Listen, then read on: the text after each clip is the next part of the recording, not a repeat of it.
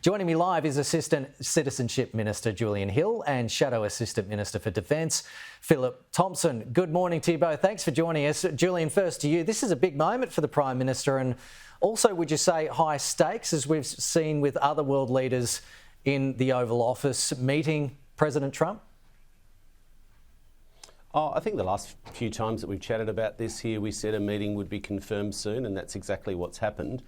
The Prime Minister and the US President have had, I think, 4 constructive conversations already this year. And remember, the government to government and the institutional links between the US and Australia remain exceptionally strong. We've had the Foreign Minister and the Secretary of State meet multiple times, the Defence Minister and Defence Secretary and many others. So, this is an entirely sensible and important thing. It needs to happen. The final point I'd make, there's been a lot of focus on rescheduling the meeting. There's another way of looking at this. When you've been to the US and spent a bit of time in Washington, as I have, and got some sense of the gaze of the United States, it's a global superpower. And if you look at the dance card of any given US president, most weeks, they spend an enormous amount of their time dealing with real problems and crises. The meeting that had been scheduled was cancelled because one of those crises emerged in the Middle East and President Trump had to go back and deal with that.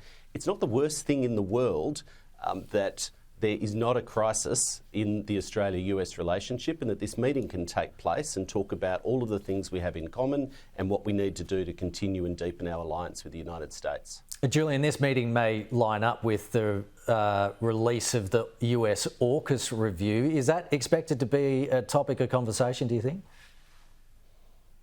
Well, I'm not going to get ahead of the details of the meeting and format, exactly what they'll be talking about. Obviously, our strategic alliance with the US, be it ANZUS, the military technology sharing partnership through AUKUS and so on, would be part of those discussions and the context for the discussion. But, I'll let the Department of Foreign Affairs figure out the agenda with their counterparts in the normal way for a formal meeting.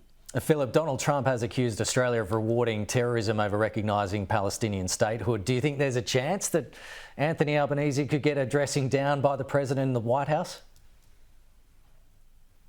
Well, I agree with the President of the US on that assessment. I think I said it with you on your program last time I was on. I think that, we'll wait with bated breath to see if this meeting goes ahead. It's taken far too long. This is good for this nation, though, to have this meeting, but I think it's going to be robust. I think the President is going to have tough conversations with the Prime Minister. I do hope the Prime Minister raises AUKUS, raises the tariffs, but I do think that the President will have a very strong stance on with Australia recognising Palestine as a state. That's not something the coalition supports. I do think that these conversations will be taking place, and we hope to hear of what occurs when this meeting happens. Julian, Donald Trump overnight in his speech to the UN has labelled climate change a hoax and renewables a con job. That's ahead of this meeting with Anthony Albanese. What's your reaction to that?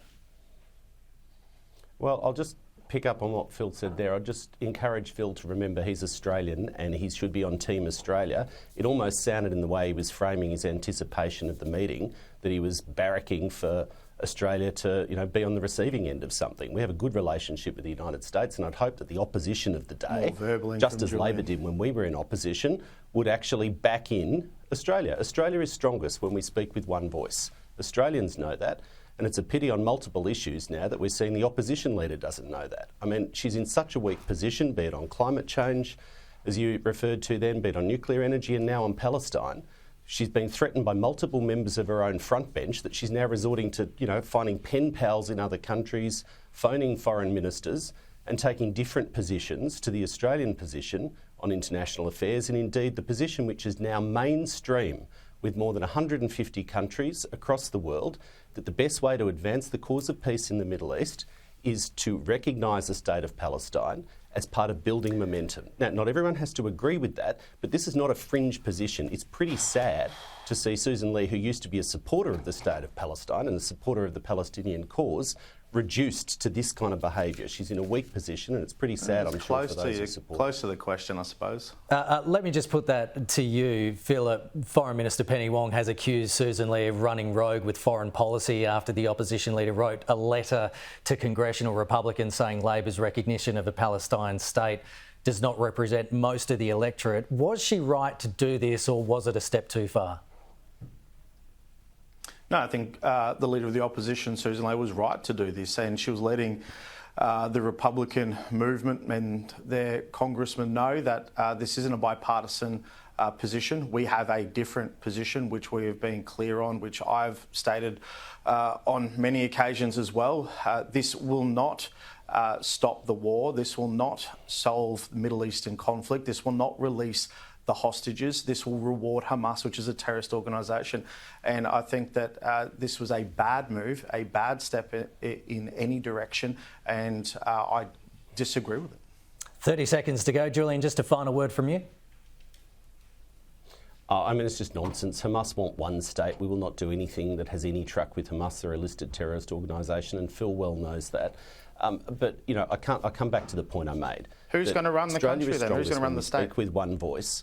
Australia is strongest when we speak with one voice, and Labor did not behave like this in opposition. It's a sign of the opposition leader's fundamental weakness that she's now reduced to this kind of ridiculous behaviour. Well, do you support her? Are you on Team Hasty? Are you on Team Angus? Team Dan? Or is it going to be the Thompson opposition? Is that what we're seeing here? No. I mean, you're a rabble, Phil. You're a divided, sad little rabble. Mate. You got fringe dwellers and cookers. You got the Hasty cookers. You got the Angus dark threat down there. It is really sad. The opposition leader is an important position. It's not like you to attack people personally. And you guys should be actually taking it seriously. You guys should be taking this seriously instead of this divided rabble. You on Team Hastings? We have a position You're pressing on it, the and like that's what our buttons over position there, is. Phil?